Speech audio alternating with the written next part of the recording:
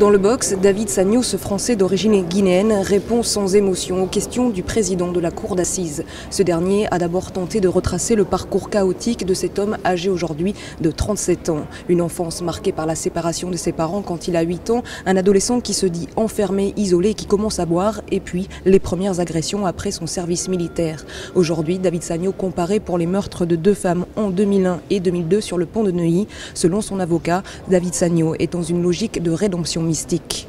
Il cherche d'une part le pardon des victimes et il cherche à trouver Dieu finalement dans cette quête mystique.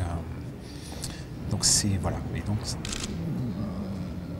je mets pas en doute personnellement sa sincérité. Ça fait un certain temps que je le côtoie et que je le défends.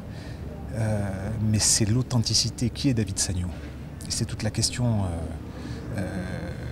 psychotique, schizophrène, paranoïde.